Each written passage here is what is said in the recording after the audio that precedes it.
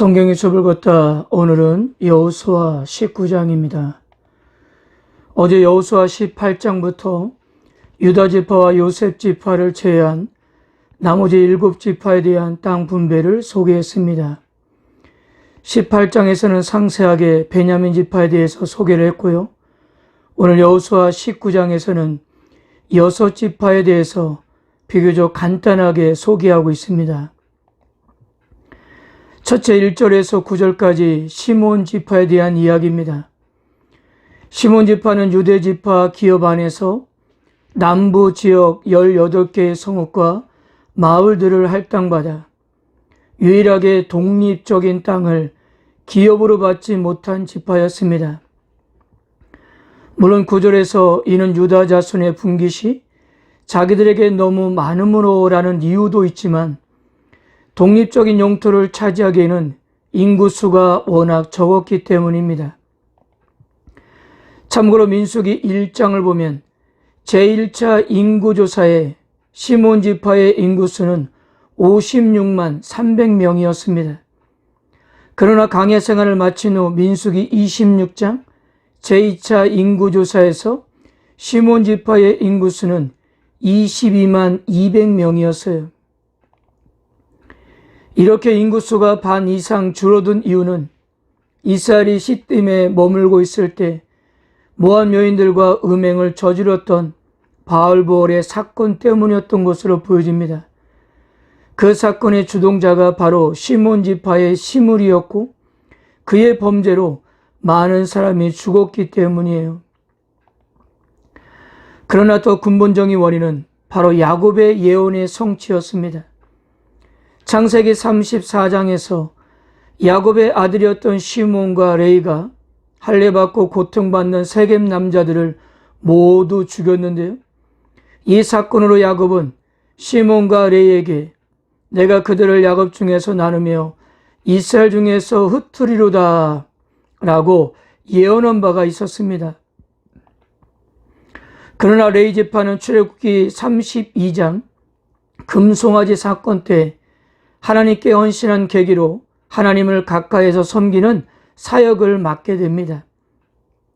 물론 야곱의 예언대로 레위 지파도 이스라엘 안에서 흩어져 살았지만 각 지파들 안에서 하나님의 율법을 수호하는 역할을 하게 되었습니다. 레위 지파가 각 지파에서 받은 성읍은 무려 48개의 성읍이었어요. 그러나 반대로 시몬 지파는 인구수가 너무 적어서 유다 지파 안에서 18개의 성읍과 마을들을 할당받았을 뿐이었고 역사적으로 거의 유다 지파에 흡수되어 사라지게 되었습니다. 둘째는 10절에서 16절까지 수불론 지파입니다. 이 수불론 지파는 총 12개의 성읍과 마을들을 받았습니다. 야곱이 수불론에 대해서는 이렇게 축복했습니다. 수불론은 해변에 거주하리니 그것은 배 매는 해변이라 그의 경계가 시돈까지로다. 근데 실제 수불론 지파는 갈릴리 북부 내륙 지방을 기업으로 받았습니다. 이렇게 보면 야곱의 예언과 상치되는 것처럼 보이지만 그러나 수불론 지파는 동서를 잇는 무역의 요충지에 위치하여 지중해 연안의 항구 도시 시돈에 자주 왕래를 했습니다. 수불론 지파에 대한 모세의 축복도 한번 참고해 볼 만합니다. 바다의 풍부한 것과 모래에 감추어진 보배를 흡수하리로다 라고 그렇게 축복했습니다. 셋째는 17절에서 23절까지 이사갈 지파입니다. 모두 16개의 성읍과 마을들을 받았는데요. 이사갈 지파가 받은 땅은 이스라엘 평화가 있어서 땅이 비옥해 농사짓기에 아주 적합한 곳이었습니다. 열왕기상 21장에서 아방이 탐을 냈던 나봇의 포도원이 바로 이곳에 있었습니다. 이사갈 지파는 비교적 평안한 생활을 누리게 되었지만 나라가 위기가 처할 때는 매우 투철한 신앙과 용기를 가지고 나라를 구하기도 했습니다. 23년간 이스라엘을 통치한 돌라, 드보라와 같은 사사들이 모두 이사갈 지파의 출신이었습니다. 넷째는 24절에서 31절까지 아셀 지파입니다. 모두 22개의 성읍과 마을들을 받았습니다. 아셀 지파 역시 이스라엘 평화의 가장자리에 위치해서 비교적 농사짓기에 적합한 땅이었습니다. 또한 해양성 기후의 영향으로 기름을 생산할 수 있는 감람나무를 많이 재배했어요. 이 역시도 야곱과 모세의 축복대로였습니다. 창세기 49장 20절, 아셀에게서 나는 먹을 것은 기름진 것이라 그가 왕의 수라상을 차지하리로다. 신명기 33장 24절, 아셀에 대하여는 일러스되 아셀은 아들들 중에 더 복을 받으며 그의 형제에게 기쁨이 되며 그의 발이 기름에 잠길지로다. 다섯째는 32절에서 39절까지 납달리 지파였습니다. 모두 19개의 성읍과 마을들을 받았는데요. 납달리 지파는 갈릴리 산간지대를 기업으로 받았습니다. 이런 산악지형으로 인해 납달리 지파는 매우 민첩한 자들이 되었고 훗날 가나안 왕 야빈을 무찌르는데 결정적인 역할을 하게 되었습니다. 여섯째는 40절에서 48절까지 단 지파입니다. 자, 그런데 흥미로운 것은요, 성경 기자가 단 지파의 땅 분배에 대한 설명을 하면서도 단 지파가 받았던 성읍과 마을들이 몇 개인지에 대해서는 언급하지 않는다는 거예요. 여러분들이 보는 것처럼 모든 지파들이 받았던 성읍들을 이야기한 후에 몇 개의 성읍과 마을들을 받았다고 기록하고 있는데요. 단 지파만큼은 그것을 언급하지 않으면서 뜬금없이 47절에서 이렇게 소개했습니다.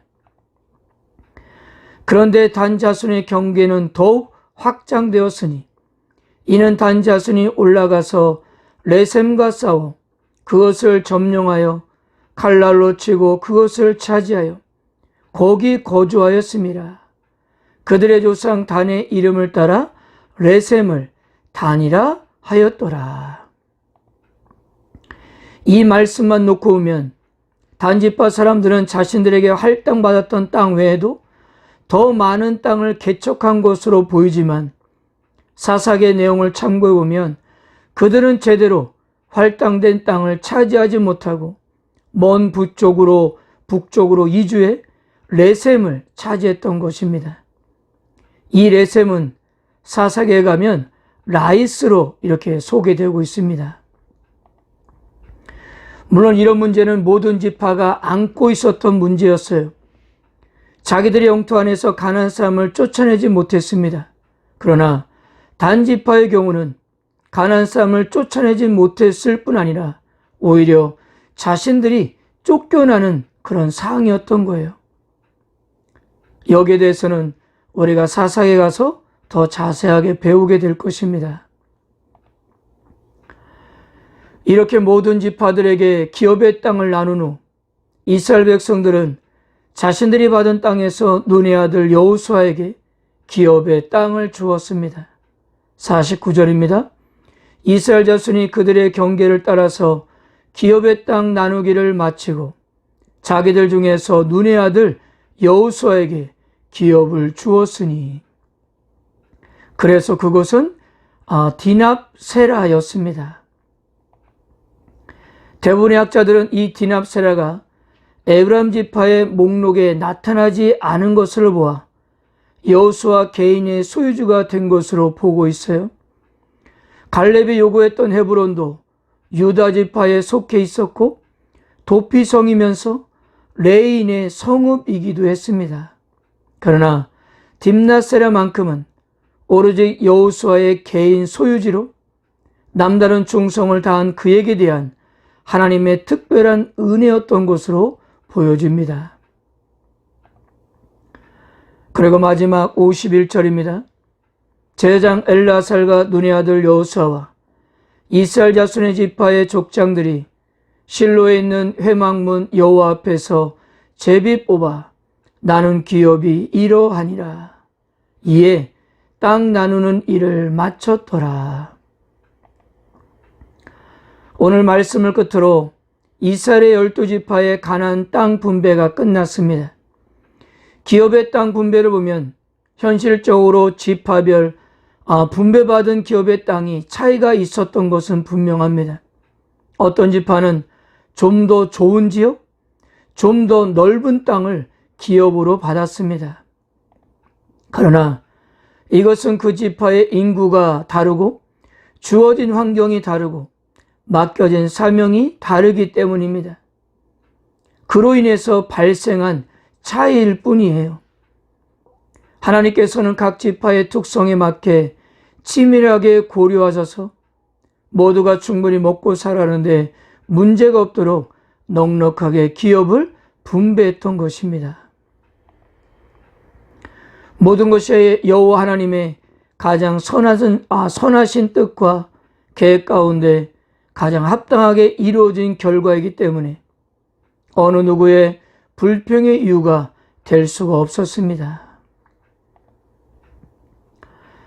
사랑하는 성도 여러분, 하나님께서는 우리들을 사용하실 때도 우리 개개인의 개성과 기질과 특성에 맞게 달란트와 은사를 주신다는 사실입니다.